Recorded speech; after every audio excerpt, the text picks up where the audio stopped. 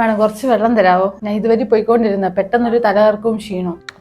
Madam ഇപ്പൊ വന്ന case law BP കേസാണ്. BP ലോ ആയത് തന്നെയാണ്. നമ്മുടെ കേരളത്തിൽ ഭയങ്കരമായ ചൂടാണ്. ഇപ്പോൾ ആ ഒരു ഹീറ്റ് എക്സോഷൻ ആണ് ഇപ്പൊ പേഷ്യന്റിയുടെ സിംറ്റം. മാഡം ഹീറ്റ് എക്സോഷൻ കൊണ്ട് എന്താണ് ഉദ്ദേശിക്കുന്നത്? ഹീറ്റ് എന്ന് പറയുമ്പോൾ നമ്മൾ അതിൽ റിലേറ്റഡ് ആയിട്ട് പല ഇൽനസ് ആണ്. സൺബേൺ, റാഷസ് വരും, സ്കിന്നിൽ ഇതുപോലെ സൂചി കുത്തുന്ന പോലെ അനുഭവപ്പെടും. അല്ലെങ്കിൽ മറ്റു ചിലർക്ക് ഒരുപാട് സമയം സൂര്യപ്രകാശം തട്ടുമ്പോഴത്തേന് സ്കിന്നിൽ റെഡ്നെസ് പോലെ വരും, അതായത് ചുമന്ന് തടിക്കും. ചിലർക്ക് അത് തൊലി പോകുന്ന ഒരു അവസ്ഥ വരും. ഈ ഹീറ്റ് എക്സോഷൻ എന്ന് പറഞ്ഞാൽ നമ്മൾ ആ വേർഡ് തന്നെ ഉണ്ട്, എക്സോസ്റ്റ്. നമ്മുടെ ശരീരം എക്സോസ്റ്റ് ആവുക, അമിതമായി വിയർക്കും. ഈ വിയർക്കുന്ന അനുസരിച്ച് തന്നെ ശരീരത്തിലെ ജലാംശം കുറഞ്ഞുകൊണ്ടിരിക്കുന്നു, ഉപ്പിന്റെ അളവ് കുറയുന്നു. അതുകൊണ്ട് തന്നെ തലചുറ്റല്, ക്ഷീണം, തലവേദന, മസിൽ കോച്ചിപ്പിടുത്തം ഉണ്ടാകും. പെട്ടെന്ന് മിടുപ്പ് കൂടുന്ന ഒരു അവസ്ഥ ഉണ്ടാകും. BP കുറഞ്ഞു പോവുക, ഒരു തണലുള്ള ഭാഗത്ത് അല്ലെങ്കിൽ ഒരു തണുപ്പുള്ള AC ഉള്ള ഭാഗത്തോ എന്തെങ്കിലും മാറ്റിയിരുത്തുക. ടൈറ്റ് ആയിട്ടുള്ള വസ്ത്രങ്ങൾ ഉണ്ടെങ്കിൽ അത് മാറ്റി ക്ലിയർ ചെയ്യുക. തണുത്ത വെള്ളം അങ്ങനെ എന്തെങ്കിലും കിട്ടുവാണെങ്കിൽ പേഷ്യന്റ് അവരുടെ മേത്ത് ഒഴിച്ചു കൊടുക്കും, കുടിക്കാനും കൊടുക്കുക. ഡീഹൈഡ്രേഷൻ കറക്റ്റ് ചെയ്യണം. അപ്പൊ ഹീറ്റ് സ്ട്രോക്കും ഇതും തമ്മിൽ എന്താണ് വ്യത്യാസം? ഹീറ്റ് സ്ട്രോക്ക് എന്ന് പറഞ്ഞാൽ ഒരു എമർജൻസി സിറ്റുവേഷൻ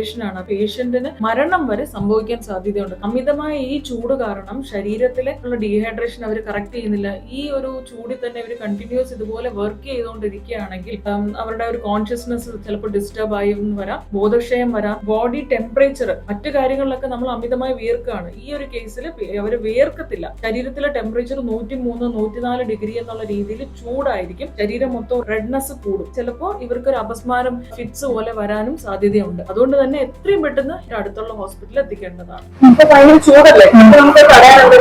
ഈ വെള്ളം ധാരാളമായി കുടിക്കുക, ഇടയ്ക്കിടയ്ക്ക് കുടിക്കുക, ഫ്രൂട്ട്സ് കൂടുതലായിട്ട് ഉൾപ്പെടുത്തുക, നാരങ്ങ വെള്ളം, ORS പോലുള്ള പാനീയങ്ങൾ ഉപയോഗിക്കുക, ടൈറ്റ് ആയിട്ടുള്ള വസ്ത്രങ്ങൾ ധരിക്കാതിരിക്കുക. 11 AM to 3 PM വരെയും നമ്മൾ പുറത്തോട്ട് ഇറങ്ങാതിരിക്കുന്നതായിരിക്കും നല്ലത്. പുറത്തോട്ടൊക്കെ പോകുമ്പോൾ കുട ഉപയോഗിക്കുക. പിന്നെ ഇത് കൂടുതലും കുട്ടികളും മുതിർന്നവരും നല്ലതുപോലെ ശ്രദ്ധിക്കുക.